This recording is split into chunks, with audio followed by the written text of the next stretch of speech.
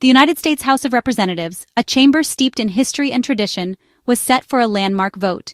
The air crackled with anticipation as lawmakers prepared to decide the fate of a bill that promised to reshape the nation's future. The weight of the decision hung heavy in the air, palpable even to those outside the hallowed halls of Congress. At the center of the storm was the American Renewal Act, a sweeping bill at the heart of the president's domestic agenda.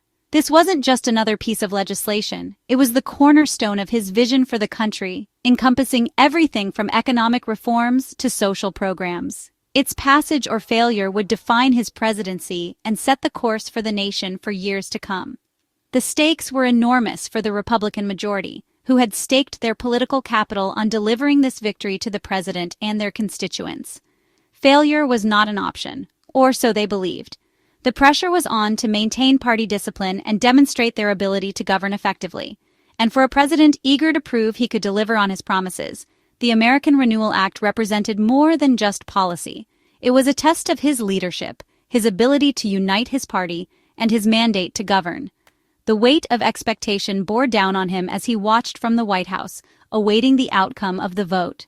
For Speaker Kevin McCarthy, this was supposed to be a crowning achievement, a testament to his ability to navigate the treacherous waters of congressional politics and emerge victorious. He had invested his reputation and political future in the success of this bill. This moment was to be his legacy, secured after weeks of wrangling his divided party, cajoling, compromising, and ultimately leading them to the brink of what he hoped would be a resounding victory. The negotiations had been intense, the compromises painful, but McCarthy believed he had forged a path to success. The leadership projected confidence, planning a late-night vote to showcase unity and project an image of strength to the nation. They envisioned a seamless process, a swift victory, and a triumphant celebration. But beneath the surface, deep divisions simmered, threatening to erupt and shatter the carefully constructed facade of unity. Cracks were beginning to appear in the Republican armor, and the leadership struggled to contain the growing dissent. Some thought the bill too weak, a watered-down compromise that betrayed their core principles and failed to deliver on the promises they had made to their constituents. They felt it didn't go far enough in addressing the issues they cared about most. Others considered it too extreme, a radical departure from traditional Republican values that would alienate moderate voters and jeopardize their chances of re-election. They worried about the potential backlash from their constituents and the long-term consequences of such a divisive bill. As the night unfolded, those tensions erupted, spilling out onto the House floor in a chaotic display of partisan infighting and personal animosity. The carefully orchestrated plan began to unravel as lawmakers openly challenged each other and questioned the leadership's strategy. What was intended to be a planned celebration quickly devolved into a dramatic display of party infighting, a public spectacle of disunity that exposed the deep rifts within the Republican Party. The cameras captured every moment of the chaos, broadcasting the drama to a captivated nation. The events of July 2, 2025, would become a stark lesson, a cautionary tale of the perils of political hubris and the challenges of governing with a slim majority in an increasingly polarized nation. The date would be etched in the annals of political history as a turning point for the president and his party. It was a harsh reminder of the challenges of governing with a slim majority, where every vote counts and even a small faction of dissenters can derail the entire agenda.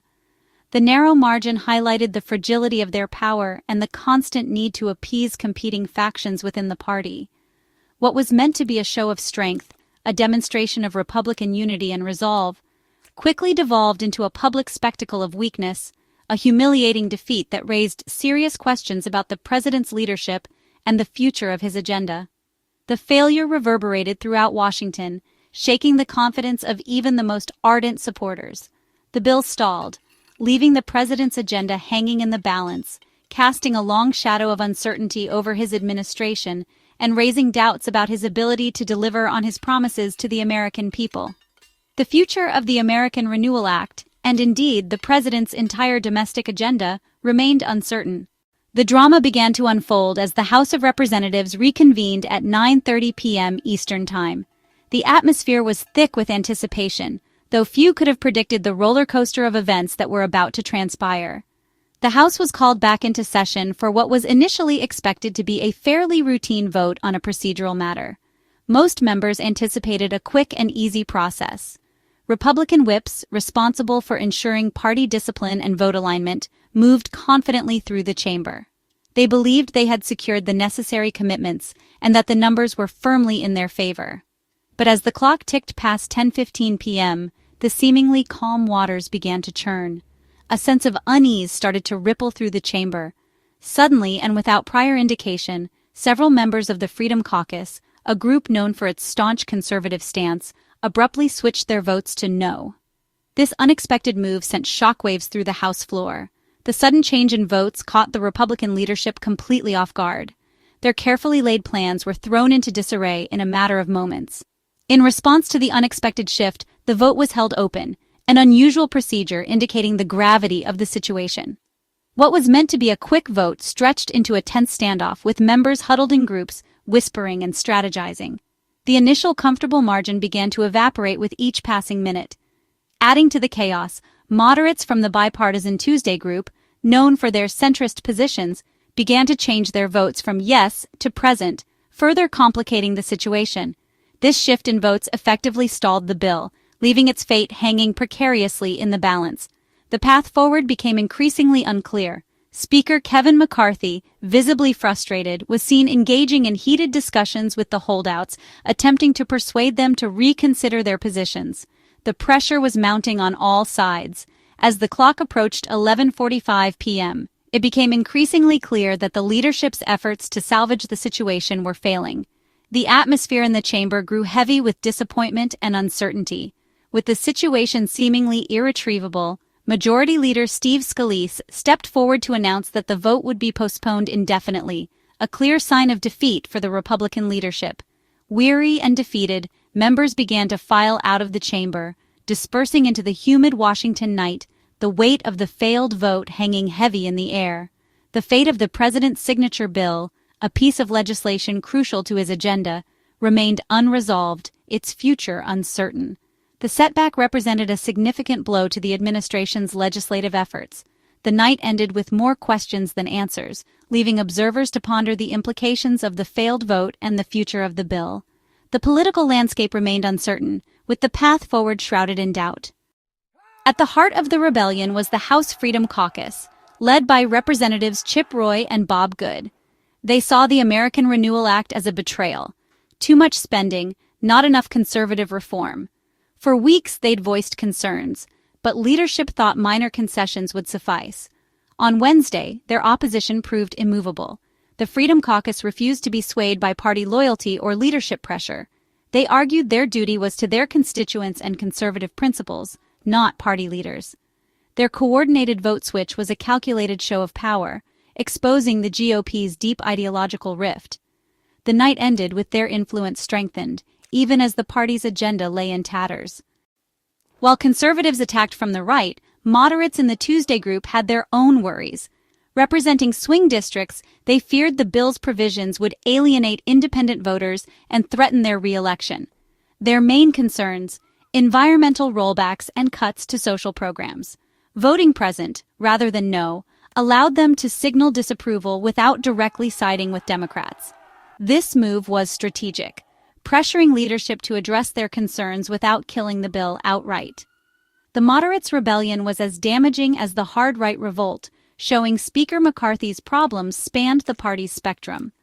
The path to a majority required balancing the demands of both wings. In a narrowly divided House, the center held as much power as the fringes. Their late-night defection deepened the legislative quagmire. The night's most remarkable twist was the unintentional alliance between the party's far right and center. The Freedom Caucus and Tuesday group shared little ideologically, but their opposition converged to derail the bill. There was no secret coordination, just parallel dissent that overwhelmed leadership. McCarthy was trapped. Appeasing one side meant losing the other. The events exposed the challenge of leading a fractured coalition. Both factions realized their leverage increased as the other held out. The result? A legislative stalemate, with no clear path forward. The unlikely alliance of the party's fringes and center left the bill in limbo. The future of the president's agenda was now profoundly uncertain. The House's electronic voting board became the night's main character, its numbers swinging wildly. Early on, the bill seemed poised for passage, with the yay count just above the threshold. Suddenly, a dozen Freedom Caucus members flipped to no, sending the tally plummeting. Leadership scrambled, negotiating on the floor as the vote was held open. For a moment it looked like they might recover, but then moderates switched to present, draining support again. The tally settled into a stubborn deficit. Leadership had no more tricks. Neither conservatives nor moderates would budge. The vote count became a symbol of the party's deep divisions. What should have been routine became a spectacle of political failure. The final numbers told the story. Leadership had lost control. As the vote stalled, Speaker McCarthy and his team launched a full-court press on the holdouts. They pleaded with conservatives about party unity and warned of the consequences of failure. For moderates, the pitch was reassurance, promises to address concerns in future bills or protect local priorities. The pressure was intense, but both groups stood firm. Conservatives, unmoved by appeals to unity, refused to budge. Moderates demanded real changes, not vague promises. Leadership's tactics, arm-twisting, cajoling, bargaining, fell flat. The holdouts called the leadership's bluff.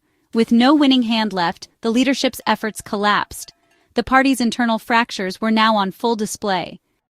Past midnight, the House chamber was gripped by resignation. The vote remained frozen, a monument to the night's failure. Lawmakers, exhausted, stood in quiet clusters, the earlier frenzy gone. Speaker McCarthy had retreated. There would be no last-minute breakthrough. Majority Leader Scalise's decision to postpone the vote was an admission of defeat. The Republican majority had failed to pass its signature bill.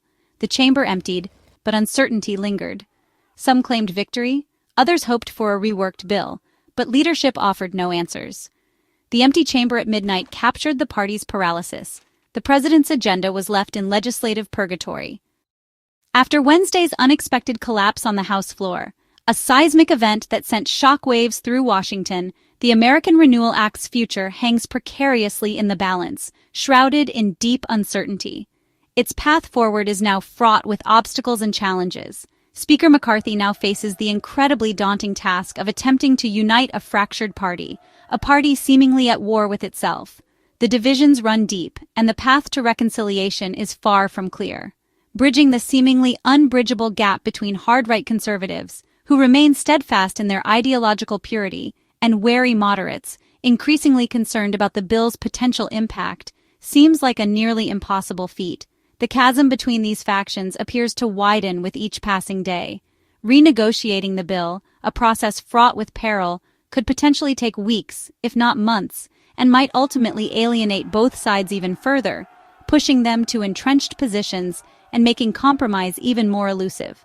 Breaking the bill into smaller, more digestible pieces is certainly an option on the table, a strategy that could potentially garner broader support, but doing so would inevitably sacrifice its symbolic power, diminishing its impact and potentially undermining its overall goals. The unexpected failure of this key piece of legislation casts a long shadow of doubt on the president's entire agenda. If Republicans, despite controlling both houses of Congress, can't even unite on this flagship initiative, what hope is there for achieving any of their other stated priorities? The very public display of disunity within the Republican ranks significantly weakens the president's hand and simultaneously emboldens the opposition Democrats, who now see an opportunity to capitalize on the Republican infighting.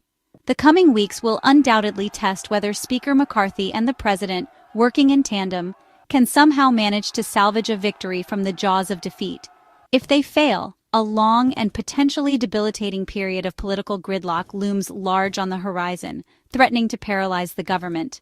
The uncertain fate of the American Renewal Act now mirrors the fundamental question facing the GOP as a whole. Can it effectively govern at all, or is it destined to remain mired in internal conflict and dysfunction?